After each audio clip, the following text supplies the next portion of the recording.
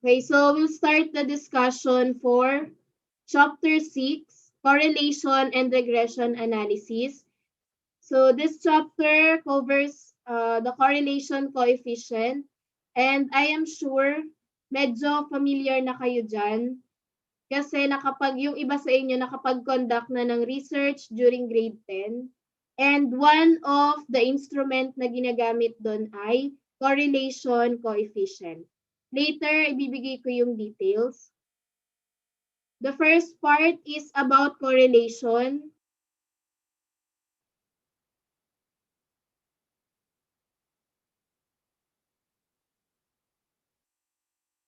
So last time, we've learned about how to perform hypothesis testing concerning the parameters like applying one sample z-test, one sample t-test, and proportion. But what if we notice the two variables seem to be related? Okay? Paano ko yung nasa study or na-develop nating variables, meron palang connection between the two? Okay? Ibig sabihin, hahanapin natin ang relationship, titingnan natin kung gaano ka-strong or weak yung relationship, and dun pa lang tayo pwedeng magbigay ng analysis. So we can apply correlation and regression analysis. These two are statistical analysis measurements we use to find connections between two variables. Pwede rin namang more than two variables. Pero ang common naman, kung nakakabasa na kayo ng title ng research, di ba halos dalawa lang yung variables na ginagamit doon? Isang independent at saka isang dependent variable. So, ginagamit natin itong correlation and regression kung gusto natin malaman kung meron bang connection between the two variables. Let's say ang variables natin ay x and y. Okay? It measures the connection. Hindi lang natin inaalam yung direction, pero tinitingnan din natin yung magnitude, kung gaano ka-strong or gaano ka-weak ang kanilang relationship.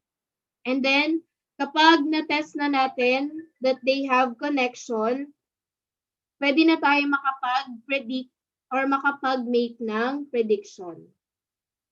Okay? So, for example, you've seen someone driving an expensive car or a fancy car, and then automatically, di ba may isip natin that the driver is financially successful. Okay, yun yung nasa isip natin na kapag ang driver ay may expensive car, pwede nating masabi that he is financially successful. Or how about thinking that the further you run on your morning workout is mababawasan ang ating weight? Yun naman minsan ay proven na true, minsan naman ay mali. Okay, pero dito titingnan natin, meron bang connection ang morning workout sa weight? Or meron bang connection ang having expensive car para masabi kang financially successful or mayaman? So as you're seeing one variable, and then makikita natin yung isa pang variable, titingnan natin kung meron bang direct relationship yung dalawa. Okay, example lang yon, pero marami naman kayong variables na pwedeng gamitin, especially kapag magpo-propose na kayo ng title, kasi sa title pa lang dapat naka-include na dun yung independent and dependent variables. So, pwede nyo gamitin tong discussion natin para malaman nyo or matest, especially yung mga gumagamit ng experimental or descriptive research, para malaman nyo kung meron bang relationship ang X at saka ang Y. Okay? Correlation is a statistical method used to determine whether a relationship between variables exists. Whereas regression is a method used to describe the nature of the relationship between the two variables. Ang difference nitong dalawa, itong correlation, it measures the degree of the relationship between the two variables. Okay? Pwedeng, ano ba yung relationship ng X to Y? And ano ba yung relationship ng y to x? Okay? Ibig sabihin, pwedeng merong relationship kahit pagbalik na rin natin ang independent at dependent variables. Pag sinabi namang regression, ito ay ano ba yung effect ng one variable dun sa isa pang variable. Ano ang effect ng x sa y, pero hindi natin sila pwedeng pagbalik na rin. Kasi we can say that x is fixed. Kung ano ang independent variable, yun na mismo. Kung ano ang dependent, yun na mismo. Hindi sila pwedeng pagbalik na rin para lang makahanap tayo ng connection. So that's the difference between correlation and regression. Later, i-discuss ko pa naman yung ibang differences between the two. So for now, yun yung pinaka-idea between correlation and regression. And ginagamit natin ang correlation kung gusto natin makapag-organize ng quick and simple summary of the direction and strength of the relationship between x and y or any numerical variables. Kaya nga sinabi ko kanina, better kung experimental or descriptive. Kasi doon meron tayong makukuha or makokollect na numerical data. Halimbawa ay age, finance or financial background ng ating respondents, pwede yun. While dito naman sa regression, ginagamit yan to predict or explain a number response between the two variables. Paano nakaka-influence ang x variable natin dun sa ating y variable. Okay? Basta tandaan nyo lang dito, kapag correlation, ano yung relationship between x to y and y to x? While regression, ano ang relationship ng x to y? But not y to x. Okay? Pero ito naman, pareho, pwede natin silang gamitin to quantify direction and strength, hindi lang focus on the correlation. Okay? Pero ang dito kasi sa regression, ito yung mga cause and effect na article or research. Kaya ito yung common na ina-apply doon. Halimbawa ay, ang study natin is all about student performance. Ano yung reasons kung bakit bumabagsak ang student? Okay? Pwede natin i-apply doon ang regression analysis. And then, yan, meron tayong tinatawag na bivariate data. Coming from the term by, ibig sabihin, meron tayong dalawang variables na gustong i-test. Halimbawa dito sa table na to, student from 1 to 7, and then ang variables natin ay score at saka average. Kung titingnan nyo yung ating digits, habang tumataas ang ating score, tumataas din ang value ng average. Okay? This is clearly noticeable naman kahit sa inyo. Siyempre kapag mas mababa yung score mo, halimbawa ay 19, mas mababa ang makukuha mong average. And kapag mataas ang score, like 49, pwede kang makukuha ng mataas na average. Okay?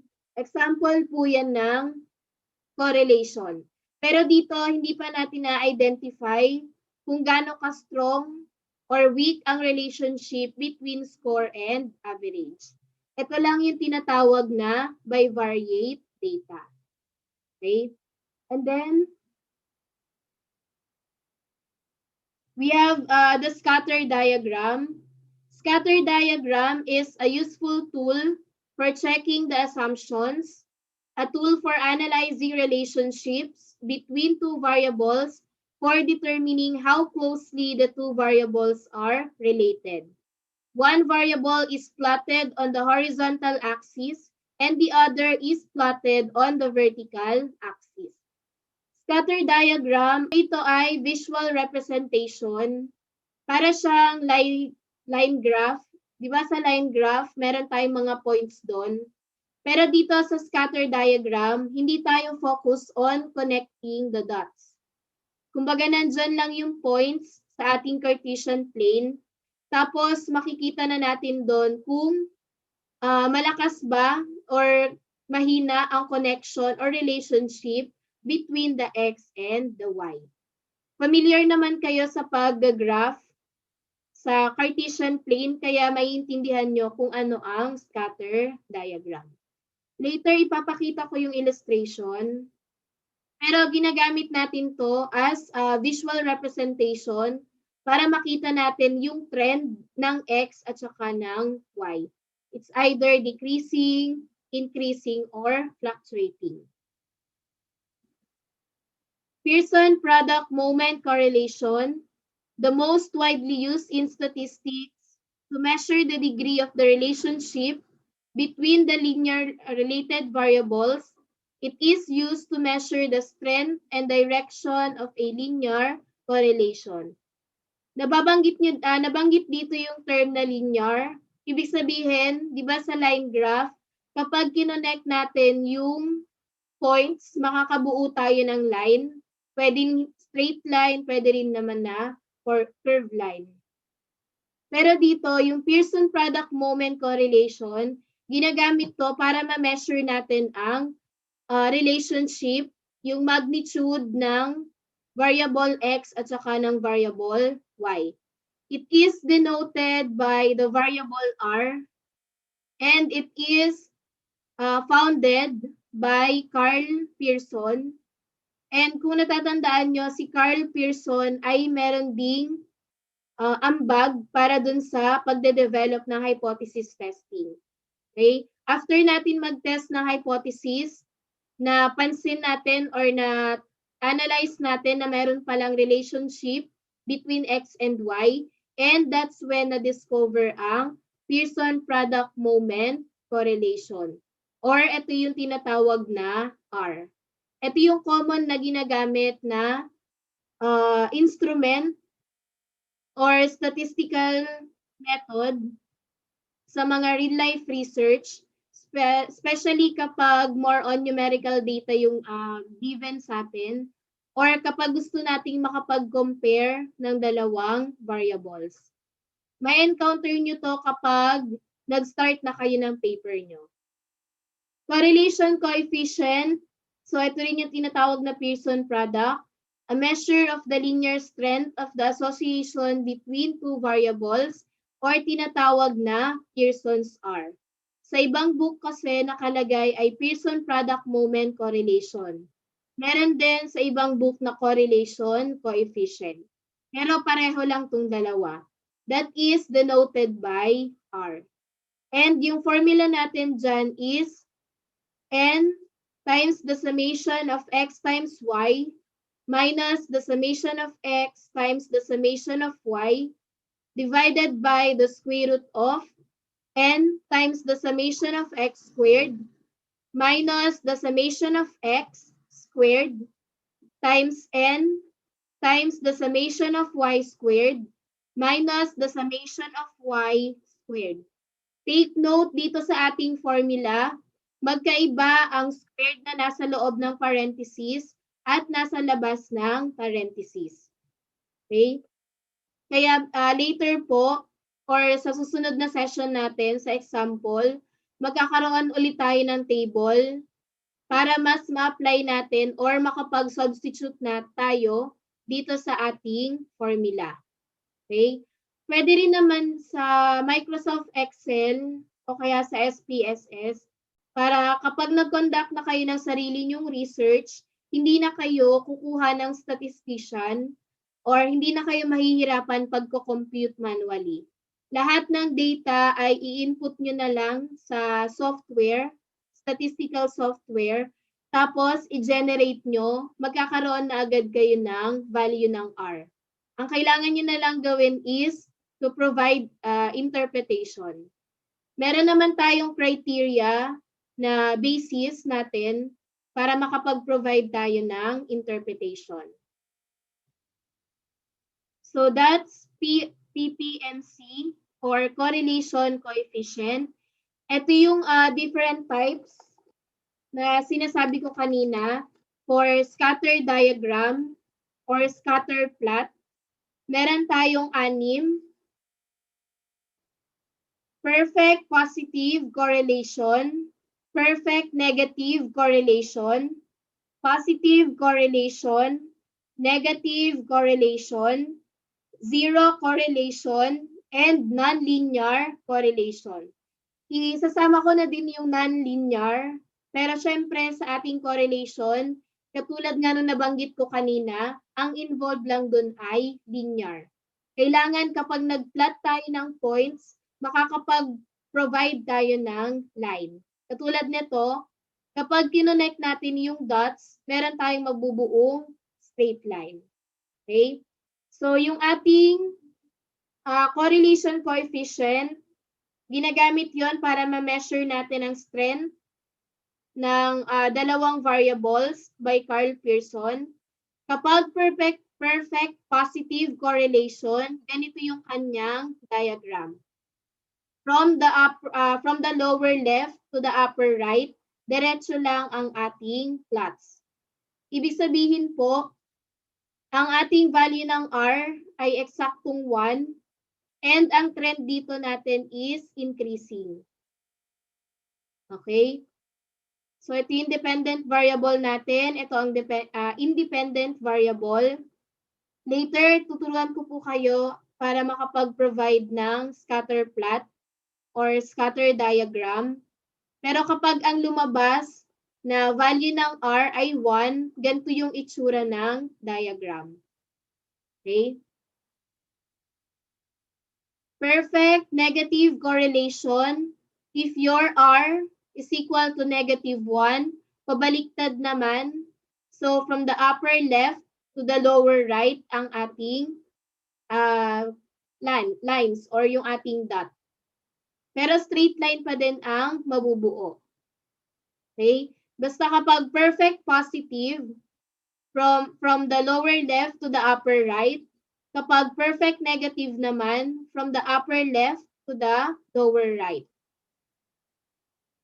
Positive correlation, where R is equal to 0.80, ibig sabihin, medyo or moderate yung correlation natin. Hindi ganun kataas or hindi ganun ka-strong, hindi rin naman ganun ka-weak. Moderate lang and very marked yung kanilang relationship.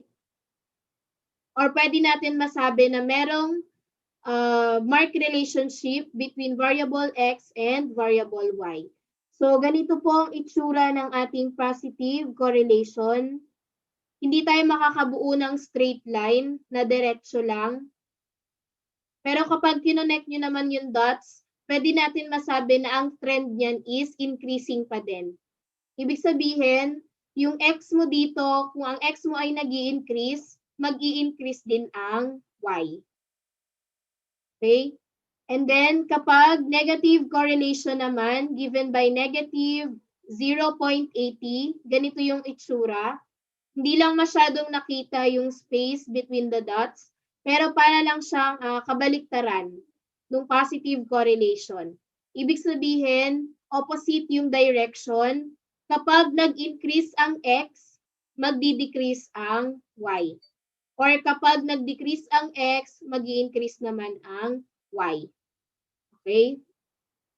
So, that's the difference between the two. Dito naman, halos kapareho lang siya ng interpretation. Mamaya po ipapakita ko. And then, kapag walang relationship na nakita, or yung R natin is equal to 0, that is called the zero correlation. Kita nyo naman yung ating points. Wala siyang malinaw na trend. Hindi natin makikita kung increasing or decreasing. Okay? Yung ating trend dito is fluctuating. Pwedeng ang X natin ay nag-i-increase, decrease. Therefore, ang Y natin ay ganun din. Mag-i-increase or magdi-decrease. Okay? So that's zero correlation. Ibig sabihin, walang relationship between the variables X and Y. Nonlinear correlation, ito naman, yan yung itsura. Pwede tayo makabuo ng curve. Para lang din siyang zero correlation. Pero meron tayong condition na tinitingnan dito. Kaya nga important kung makakapaggawa tayo ng invisible or imaginary na line para makita natin kung makakapag-provide ba siya ng line or hindi. Okay? So, yun po yung 6 na types ng scatter diagram natin. Perfect positive, perfect negative, positive, negative, zero, at saka non-linear correlation.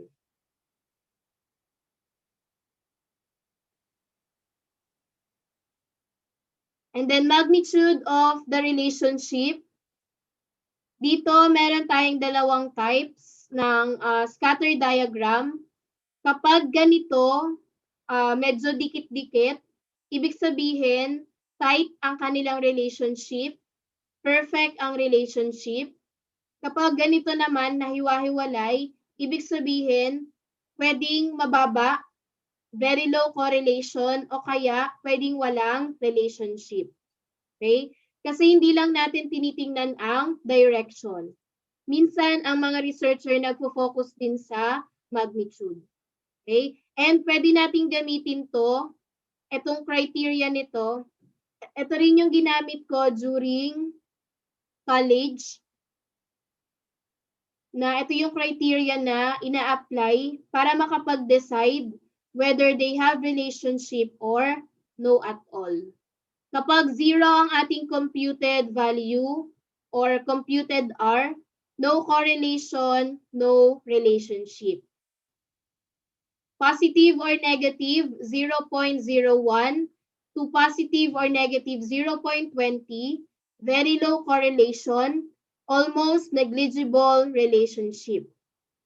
From 0.21 to 0.40, slight correlation, definite, but small relationship.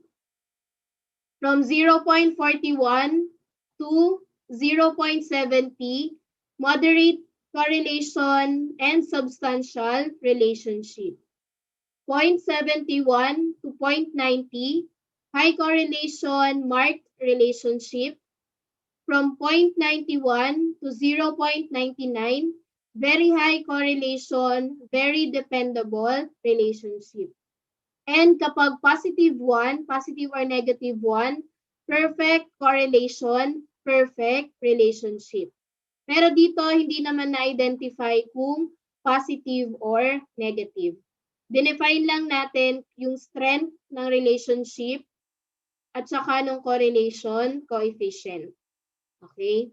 Kaya dito magkasama ang positive and negative. And as I've mentioned earlier, pareho lang ang interpretation natin whether it is positive or negative. And then test of significance, but before dito, bago natin i-discuss ang ating formula na gagamitin, so focus muna tayo sa correlation.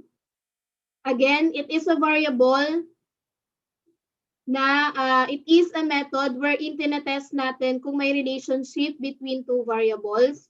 Yung variable na binabanggit ko kanina, yun po yung characteristic ng population na ino-observe natin or mini-measure. For example nga, yung sa score at sa grade. Okay? So, ibig sabihin together, relation, ibig sabihin connection. Okay? What is the relationship or connection between the two variables? And yung changes natin dito, it's either a positive correlation or positive change or negative change. Positive change would be when the two variables move in the same direction. Katulad nung in-explain ko kanina, kapag nag-increase ang X, definitely mag-i-increase ang Y. May example ay demand at saka price. Di ba kapag ang price or kapag ang demand ay nag-i-increase, yung ibang businessman nag-i-increase din ng price. Okay? Because there are more consumers who want it and are willing to pay more for it. Halimbawa sa food.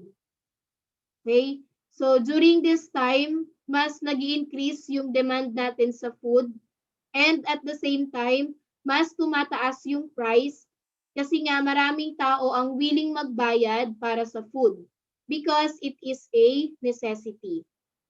Okay, another one is internet. Katulad ngayon na online class, merong iba na nag-increase ng price kasi alam nila na online ngayon, almost all ng transactions ay online. So definitely maraming tao ang magko-consume. Okay? Another one is tuition fee. Since ngayon ay syempre mahina ang business, pero may mga students na nag-e-enroll, so ang tendency para tumaas ang sales ng school, especially mga prestigious na school, mas tinataasan nila ang tuition fee. And since ang pumapasok naman doon karamihan ay elite or mayayaman, walang problem yon sa consumer because they are willing to pay more para lang makapag-enroll sa isang prestigious school or university.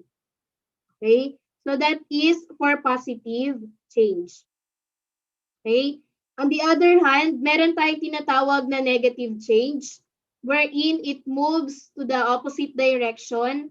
So kapag nag-increase ang X, magdi-decrease ang Y. Example ulit natin, baliktarin natin yung variables. Price and demand. Kanina ang ginamit natin sa positive, demand and price. Ang gagamitin natin sa negative ay price and demand.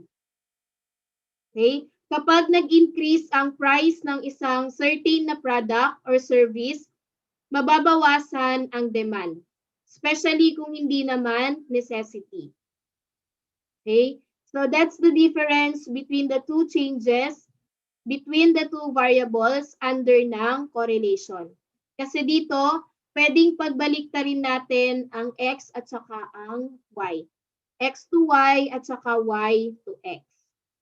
Okay? So when these variables are correlated, we'll be able to measure the strength of their association katulad nitong diniscuss ko na criteria. Okay? Kapag na-compute na natin ang value ng R, malalaman na natin yung strength of relationship between X and Y. Okay? Ano ba yung advantage ng correlation sa regression? Mas concise, mas clear ang summary ng relationship between the two variables compared sa regression. Kasi pwede natin ma-check kung ano ba yung relationship, vice versa. Okay? So that is for correlation.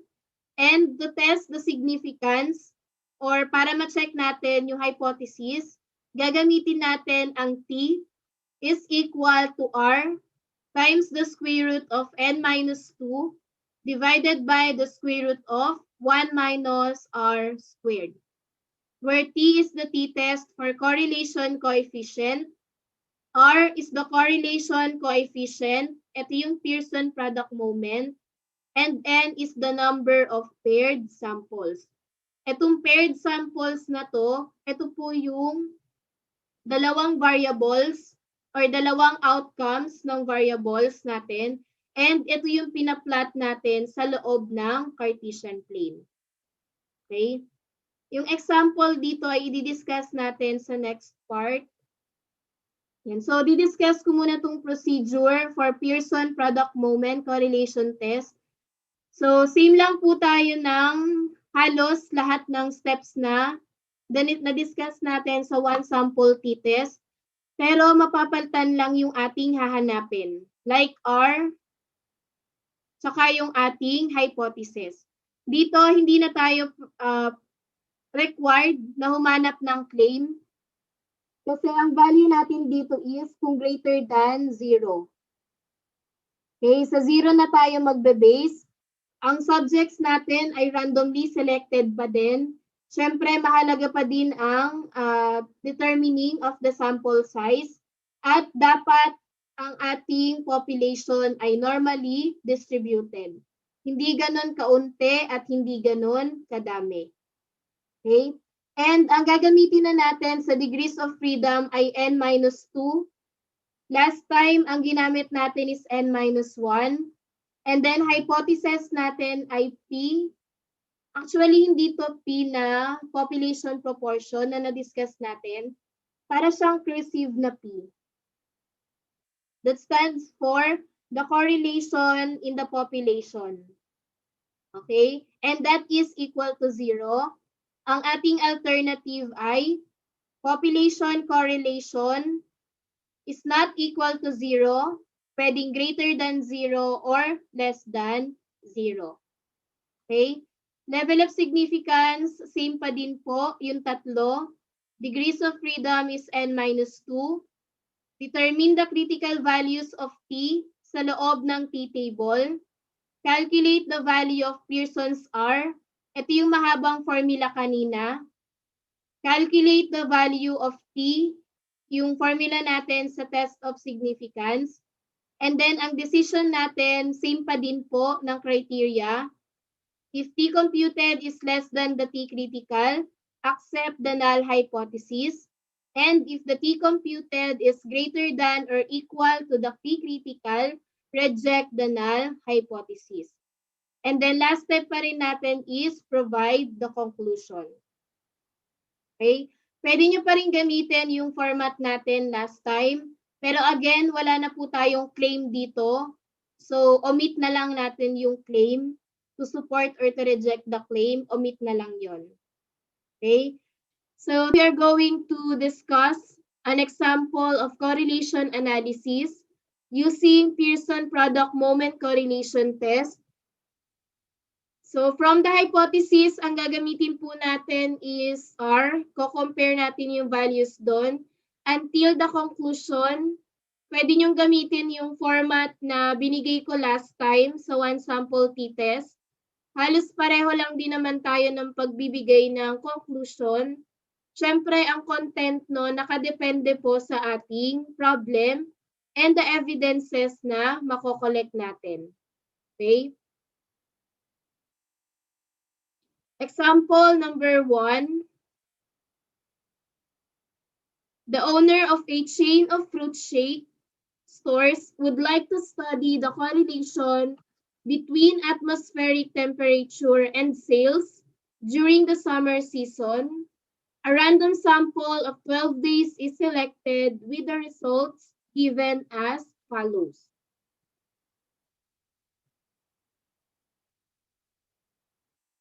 So ito yung ating data. This is collected and tallied. Ang ating sample size ay 12 from day 1 to day 12. So, mas mababa sa 30. And definitely, ang i-apply natin ay t-test. Okay? And then, ang ating variables dito ay temperature at saka total sales.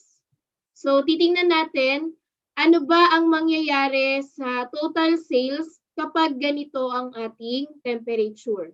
Meron ba yung epekto kaya nagbabago-bago ang ating sales? Okay? Especially dito ang ating or ang business dito ay fruit shake. Siyempre, kapag mas mainit, ibig sabihin mas mataas ang sales. And kapag mas malamig ang panahon, mas mababa ang sales. Okay? Ganun na agad yung maiisip natin. Pero, siyempre kailangan natin ng concrete evidences para malaman natin kung nasaan level na ba sila or ano ang relationship between the temperature and yung sales. Okay? So, the question here is, does it appear there is a relationship between atmospheric temperature and sales? Compute the coefficient of correlation. Determine at the 0.05 significance level whether the correlation in the population is greater than 0. Remember, ang R po natin is from 0 hanggang positive or negative 1. So dito, titingnan natin if it exceeds 0. Kailangan daw ay greater than 0. Okay, so iti-test natin yan using the procedure I presented earlier. First is, gawa muna tayo ng diagram. Kasi dito pa lang sa diagram, malalaman po natin kung ano ang direction, trend, or movement ng ating dalawang variables. Ang ating independent variable ay temperature at ang dependent variable natin ay sales. Okay? So sa horizontal axis, nandyan ang temperature. And dito sa ating vertical axis, nandyan ang sales. And ito, I plot this one using a scatter plot. Pwede nyo naman itong i-direct plot sa Microsoft Excel o kaya Microsoft PowerPoint. Input nyo lang po lahat ng data tapos makakapag-provide na yun ng scatter plot. Meron din feature nito sa Excel o kaya SPSS that is statistical software. Siyempre, para mas madali nyong makita ang trend ng ating variables. So, ganito po yung ating plotted points. Remember, yung points na nandito, yun po yung nandun sa ating problem kanina, yung nasa table. Hindi ko na i-discuss kung paano na-plot. I'm sure maalam naman kayo mag-plot sa Cartesian plane. Okay, so ganito ang itsura ng ating variables. And as you can see, hindi definite ang ating trend. Kumbaga, halimbawa, ito nag-increase, pataas yung values natin, pero there is one point na bumaba and then nag-increase ulit. So, hindi natin pwedeng masabi na increasing na kapag uminit ang panahon ay tataas agad ang sales. Okay? So, that is our scatter plot. Step 1 is hypothesis. The null hypothesis is R is equal to 0. The alternative hypothesis R is not equal to 0. And I believe na-mention ko last time na two-tailed test yung gagamitin natin dito. Pero syempre, ang i-claim po natin is kung ano ang hinahanap sa ating problem. Okay? Ang given doon ay greater than 0. Greater than 0, dapat ang makuha natin. That's why, ang i-observe natin dyan is the alternative hypothesis. R is not equal to 0. Okay? Pwede nyo pong balikan yung criteria na binigay ko last time. Halimbawa, kapag ang R ay 0, ibig sabihin no correlation, no relationship. Later, ipapakita ko naman yun para ma-refresh sa inyo. Okay? So, these are the hypotheses. Next is set the level of significance and the degree of freedom. Level of significance, ito ay stated sa problem, given by alpha is equal to 0.05. Again, hindi tayo mag-a-assume ng values. Degree of freedom naman is given by n-2. So, babawasan lang natin ng 2 yung ating sample size. Kung meron tayong day 1 to day 12, ang ating DF is 10. Okay? Ang gagamitin natin dito ay t-test.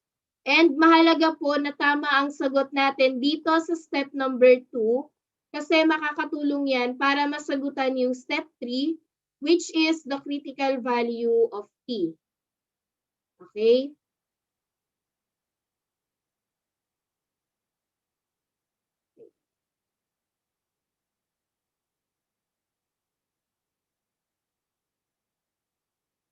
Step 3 is to determine the critical value of T, and we are going to use the T table. If tandaan niyo pa po yung sa traditional method ng paghahanap natin ng critical value, ganun lang din po dito. First is to locate the type of test. And according sa ating problem, it is a two-tailed test. Okay? So, dito sa may box na red, dyan nyo po hahanapin ang value ng ating level of significance, which is 0.05. Yan. So, ibig sabihin, dito sa column na to, Diyan natin pwedeng mahanap ang value ng critical T. And then locate DF. Ang DF natin ay makikita dito sa left side. And ang ating sample size ay 12 minus 2, that is 10. So definitely, ang gagamitin natin critical value for T is positive, negative 2.228.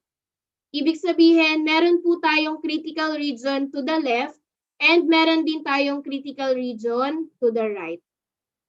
Okay? So, pero dito, hindi na naman natin pwedeng lagyan ng bell curve. So, kahit wala po tayong illustration, is makakapag-provide tayo ng conclusion. Okay?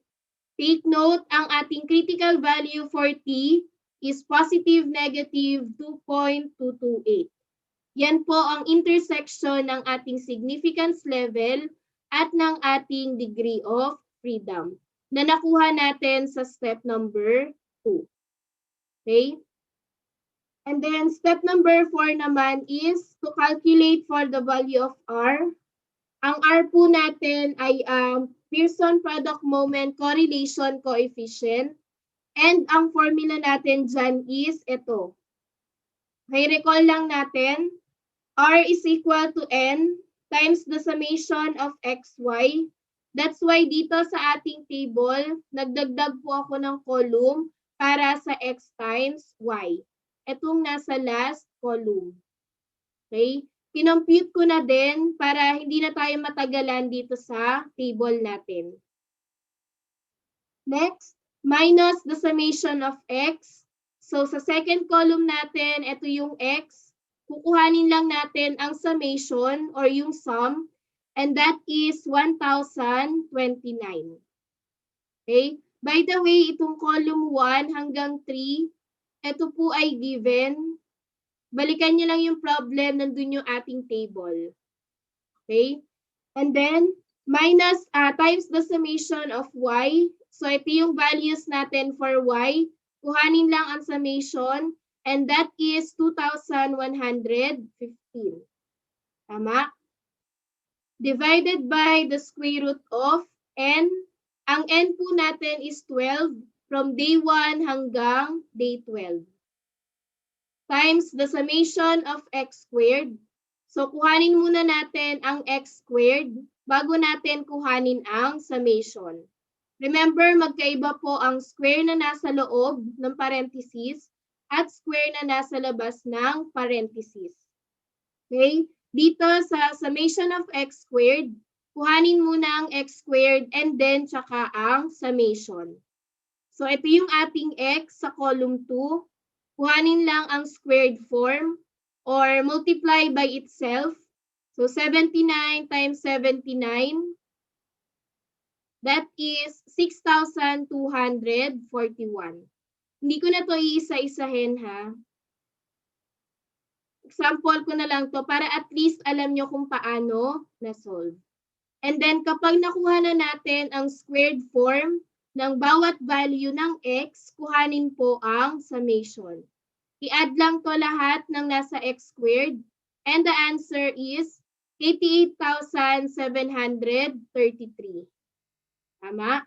And then ito naman, summation of X and then square sa labas ng parenthesis, i-add muna lahat ng X tapos tsaka kukuhanin ang squared form. So na-add na natin kanina lahat ng values ng X and that is 1,029. Tapos tsaka nyo lang to i-square. Okay? Same lang din po sa Y. So ito yung Y natin. And then squared muna.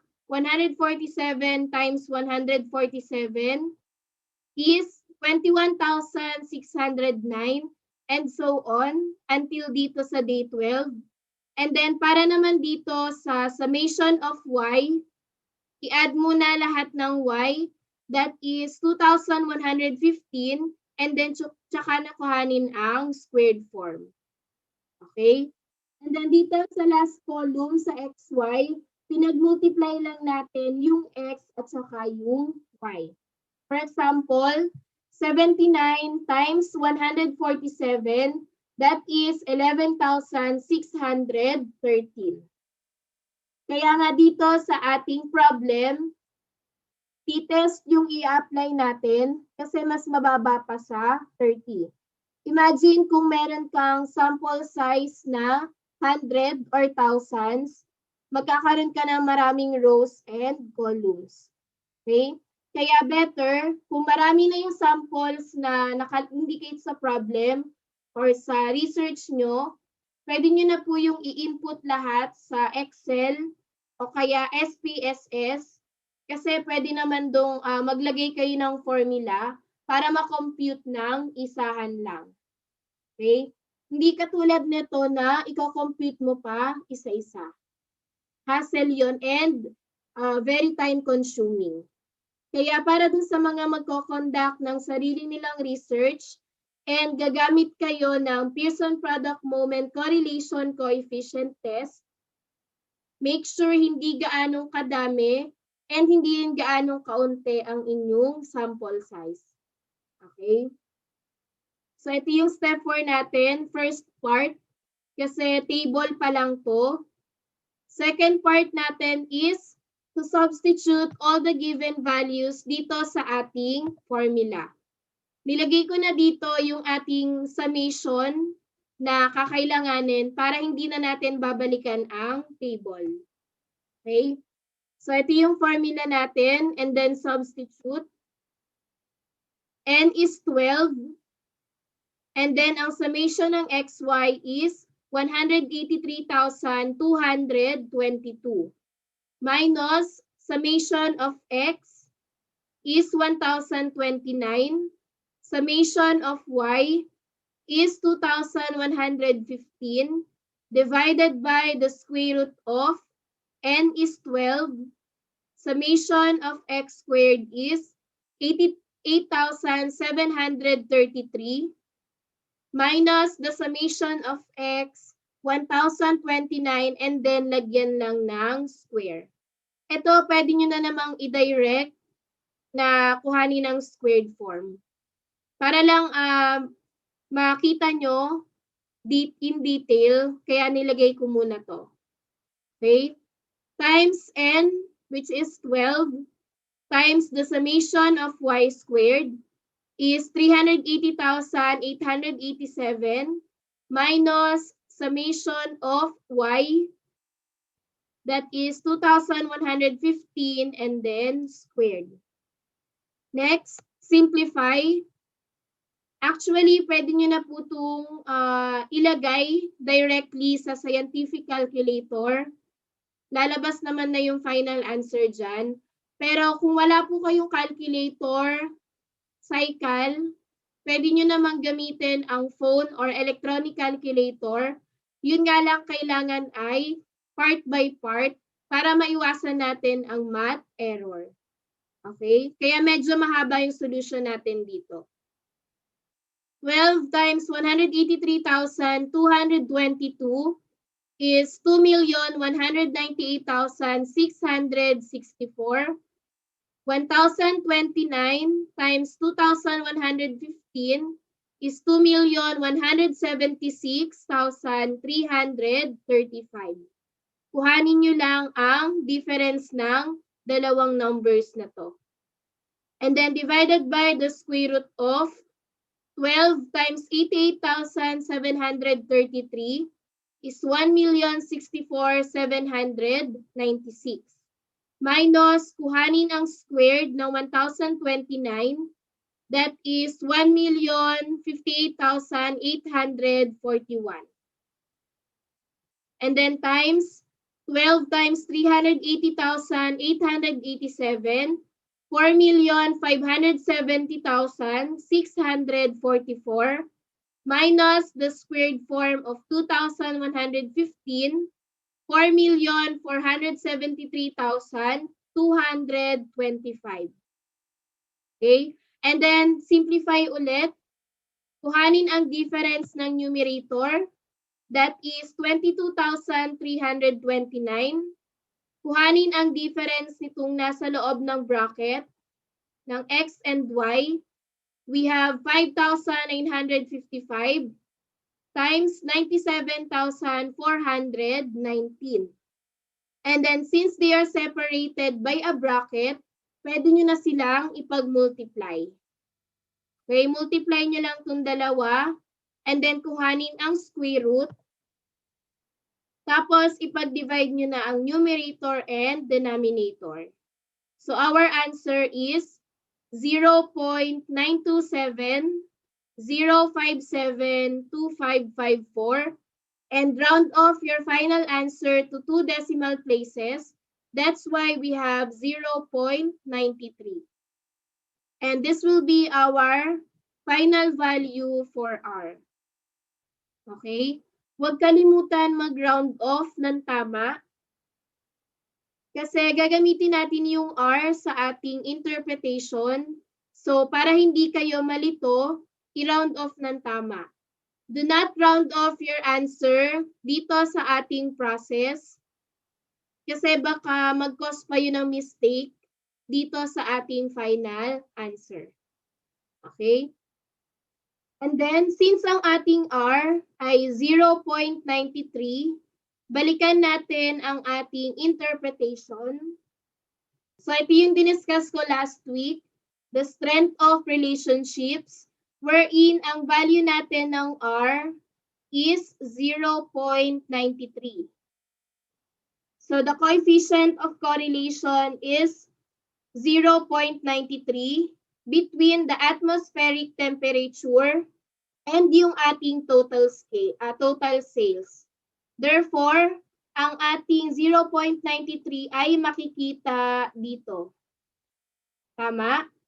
Between 0.91 and 0.99. Therefore, it indicates a very high positive correlation and a very dependable relationship. Okay? Ibig sabihin, an increase in atmospheric temperature is highly associated with the increase in total sales of fruit shake. Nakita nyo naman dun sa ating scatter plot na kapag tumataas ang ating temperature, tumataas din ang sales. Tama? Kapag mas mataas ang temperature, it indicates na mas mainit ang panahon. Kapag bumababa ang ating temperature, ibig sabihin mas malamig ang ating panahon. That's why, during the summer season, pwede tayong magkaroon na mataas na sales kasi nga mataas din or mainit din ang panahon. Okay? So, ganun po tayo nag-i-interpret ng strength, magnitude ng relationship ng ating dalawang variables. Pero syempre, hindi pa natatapos doon ang ating hypothesis testing.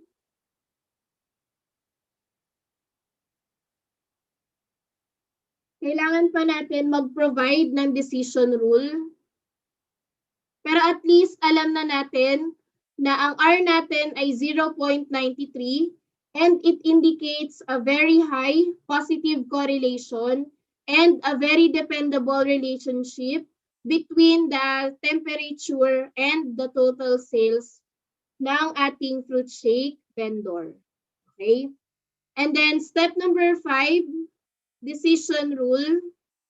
And before we decide, syempre kakailangan na natin i-compute ang value ng T using the test of significance, kung tandaan nyo pa. Yan po ang ating formula. T is equal to R times the square root of n minus 2 divided by the square root of 1 minus r squared. Na-discuss ko naman to, so I'm sure alam nyo na kung bakit kailangan natin gamitin itong formula na to. And then substitute, ang value ng r natin is 0.93 according sa step number 4.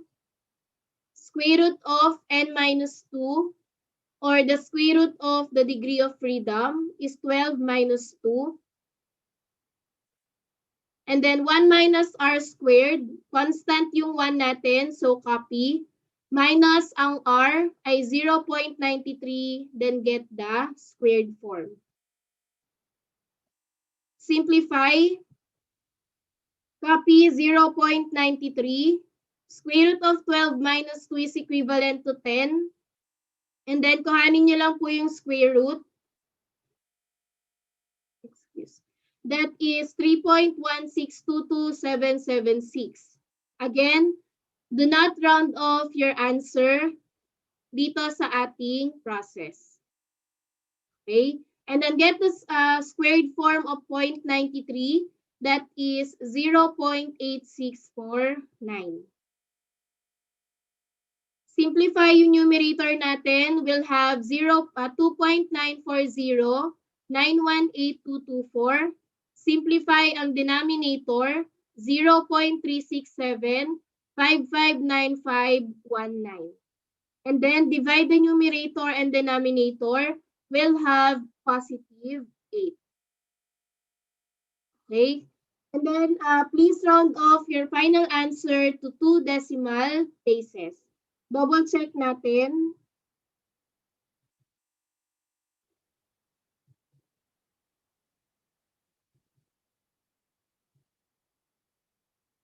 So our answer is 8.0012022722. Yun po yung ating buong answer.